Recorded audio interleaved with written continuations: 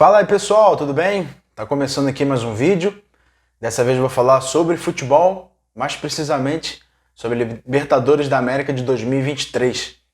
Mas antes de começar o vídeo, como vocês sabem, eu peço para vocês virem aqui, compartilhar, deixar o seu like, se inscrever no canal, ativar o sininho para quando tiver mais vídeos, e terão muitos agora, que vocês estejam atentos e recebam e não precisem ficar procurando link ou vendo ou que eu compartilhe todos com vocês, mas já vai chegar diretamente.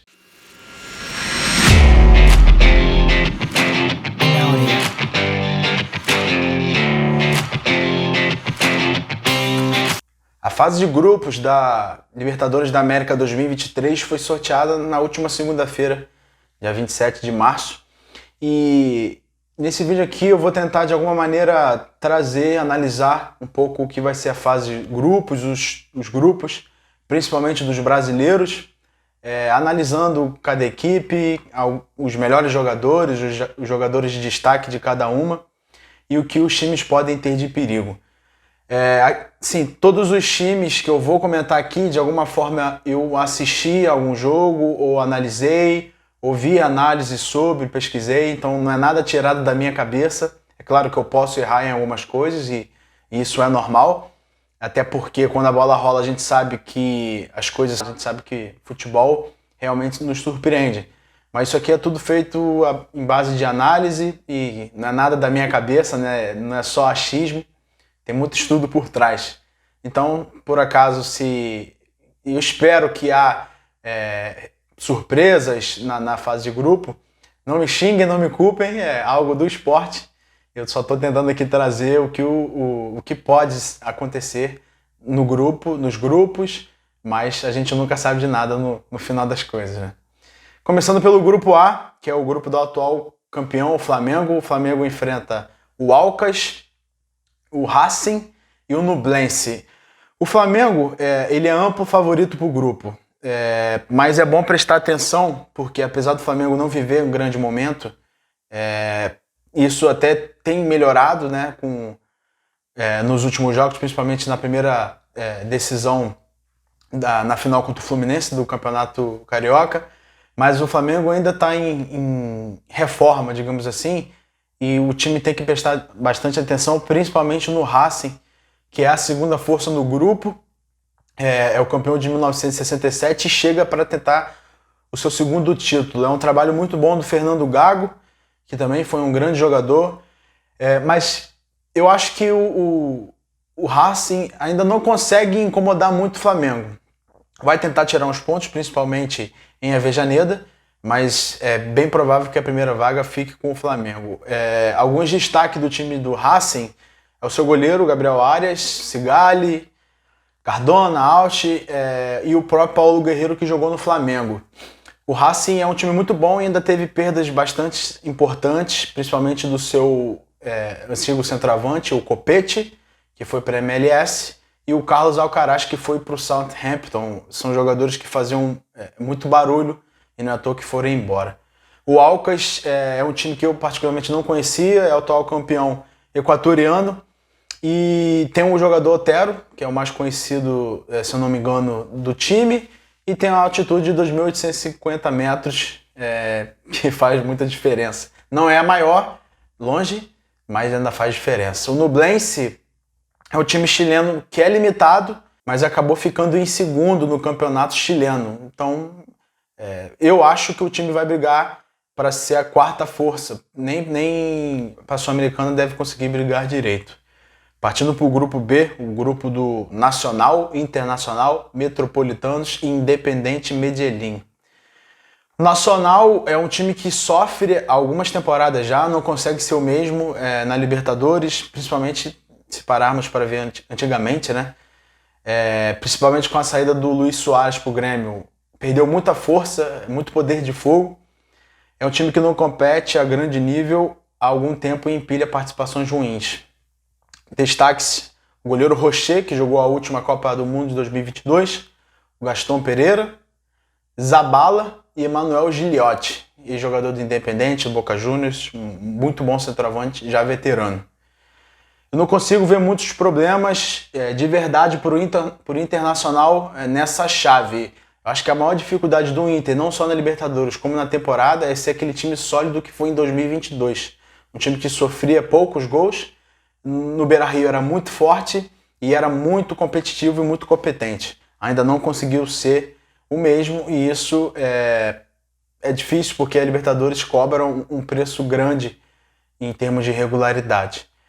O Metropolitano é o grupo mais modesto e fraco do grupo, deve ficar na quarta vaga. E o Independente Medellín está em um time que pode incomodar de alguma maneira, principalmente por ser enjoado dentro de casa, na Colômbia.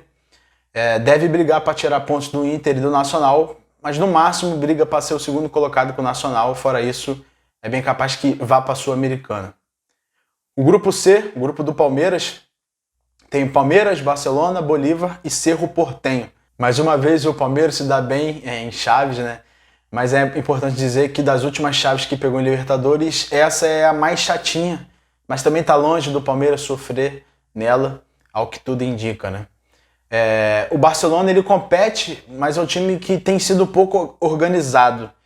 Fez até recentemente semifinal de Libertadores, mas é um time que perdeu muitas peças daquele time e não conseguiu ser mais o mesmo. Destaque por Damian Dias, o experiente camisa 10, e o goleiro Buray, que fez uma boa Libertadores de 2021. O Cerro Porteño tem até um time interessante, chegou a eliminar o Fortaleza, que foi uma surpresa, e não queria rimar, mas acabou rimando. Mas é um time que tem seus problemas, vai acabar lutando contra o Barcelona pela segunda colocação, e tem alguns destaques importantes, como o goleiro Jean, que fez uma baita partida dentro de casa, tanto em Fortaleza quanto o Fortaleza, o experiente Carrizo, atacante, Cláudio Aquino e o centroavante Churin, que acabou marcando contra o Fortaleza e foi um dos responsáveis pela eliminação do time brasileiro. O Bolívar, que é a quarta força do grupo, provavelmente vai sofrer muito, mas também seus adversários vão sofrer com o seu principal jogador, que é a altitude de 3.625 metros de altitude. Então, sem dúvida, é o melhor jogador do Bolívar. Chegando no grupo B, um dos grupos mais enrolados dessa Libertadores, e conta com River Plate, Fluminense, Sport e The Strongest. Ter o River na chave já complica um pouco as coisas, porque se trata do top 3 de times sul-americanos para essa Libertadores na temporada. Se eu fosse organizar em termos de momento e elenco, o Palmeiras seria o primeiro, o top 1, o top 2 o River e o top 3 Flamengo. O River ele tem um elenco muito extenso e apesar de não ser aquela equipe de uns anos atrás do Marcelo Gallardo, que foi embora da equipe, quem assume agora é o Martin Demichelis, é um time que vem em reconstrução, mas conta com ótimas peças.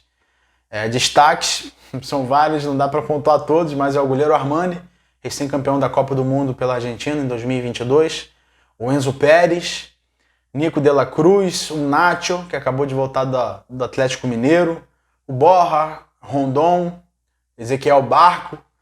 Não faltam jogadores bons que possam dar dor de cabeça para as outras equipes, inclusive o Fluminense, que é o que tudo indica, é a segunda força do grupo. Tem um trabalho sólido do Fernando Diniz. Vai passar pela uma temporada de fogo, porque vai precisar se reforçar. Está se reforçando, mas precisaria se reforçar mais ainda. E vai precisar provar que as últimas temporadas não têm sido acaso e vai dar continuidade ao trabalho e alcançar voos maiores. Ainda falta profundidade de elenco, mas isso é um problema que eu vou falar em um vídeo depois sobre o Fluminense. Eu não acho o The Strongest ter um craque, um cara que a gente possa falar que é um destaque, mas eu boto a altitude deles como principal jogador também. 3.625 metros de altitude não é para qualquer um jogar, realmente deve ser muito difícil. E a mesma coisa no Sport Cristal, que conta com o técnico Thiago Nunes e o atacante Breno e o ex-lateral meia, que jogou até no Vasco, o Yotun. São dois times que podem arrancar pontos, principalmente jogando em casa, mas não acredito que possam dar muito trabalho às outras equipes. O grupo deve ficar entre O Fluminense e o River brigando pela primeira e segunda colocação, e os demais pela Sul-Americana, e consequentemente, se tirar ponto de algum desses dois, aí realmente as coisas podem mudar bastante. Chegando no grupo E, para mim é o segundo grupo mais forte dessa Libertadores, que conta com o Independiente Del Valle, Corinthians, Argentinos Júniors e Liverpool do Uruguai.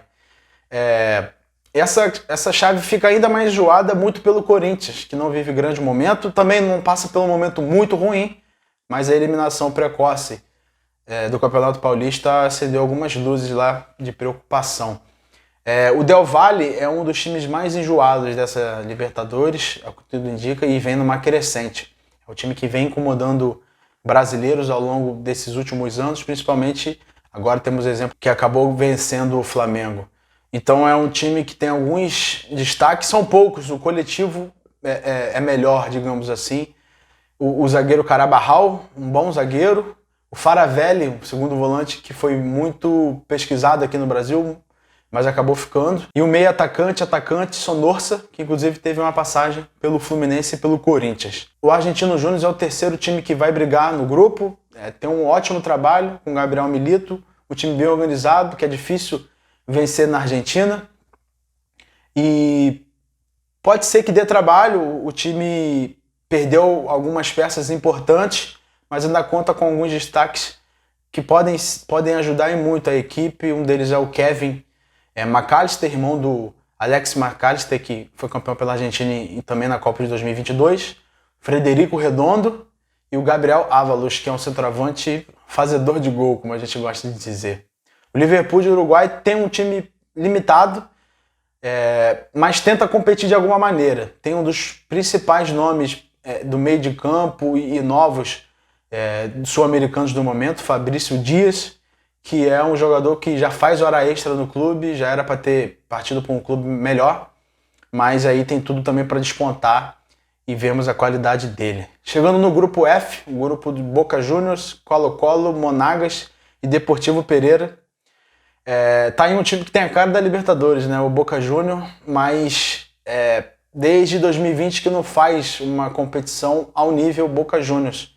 É um time que tem 6 títulos, só perde para o Independiente de Avejaneda, mas tem um tempinho que não consegue disputar, e a verdade é que vem também numa reconstrução, mas tem jogadores importantes, tem os jogadores que podem fazer a diferença, e hoje, apesar disso tudo, é favorito nesse grupo F. Os jogadores é o Marcos Rojo, o Sérgio Romero, 2 nomes que há pouco tempo estavam na seleção da Argentina.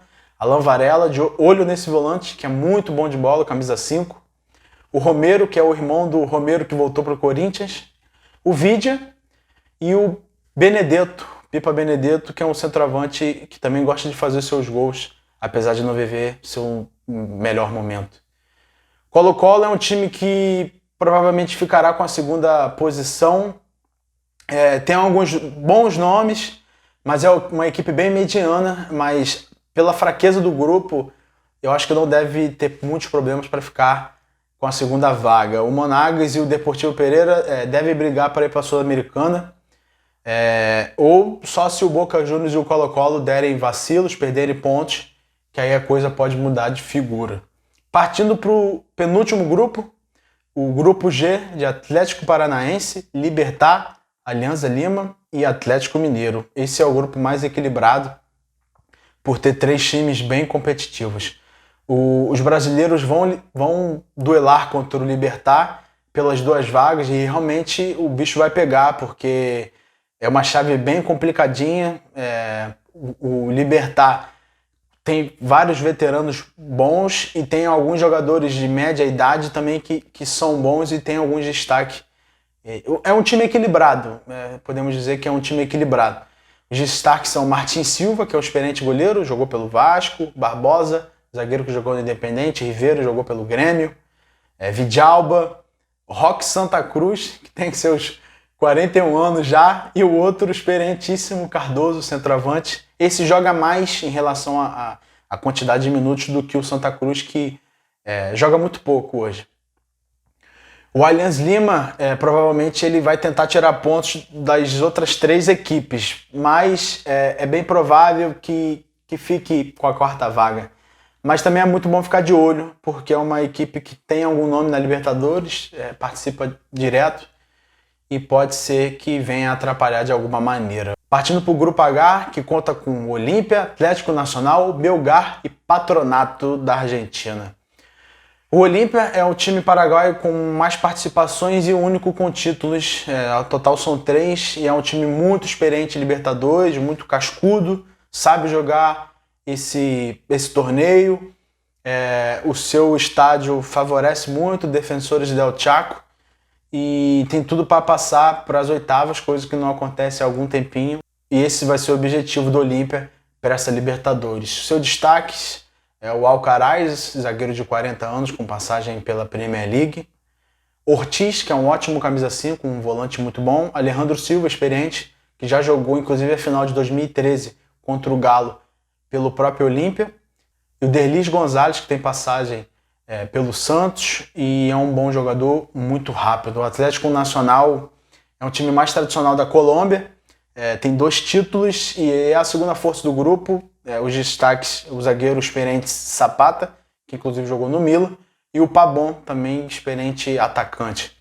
O Melgar e Patronato são os times que com certeza devem ficar com a 3ª e a 4ª vaga, respectivamente. São times bem fracos, né? E devem realmente ficar nas posições mais abaixo. Inclusive o Patronato é um time que está na 2ª divisão atualmente da Argentina e chegou na Libertadores 2023 porque ganhou a Copa da Argentina. Inclusive o Palmeiras também em 2013, se eu não me engano, foi o último time a disputar a Libertadores estando na 2ª divisão. Então é isso, pessoal. Espero que vocês tenham gostado do vídeo. Foi um vídeo mais longo, mas é um vídeo que conta um pouco sobre a fase de grupo que a gente espera. Comenta aqui embaixo se o seu time está na Libertadores, o que você espera. Não deixa de compartilhar, deixar o seu like, seguir a gente aqui. E é isso, boa Libertadores. Fiquem ligados na ESPN, na Globo e na Paramount Plus, que vão ser os canais que vão passar. É isso, abraço e tamo junto.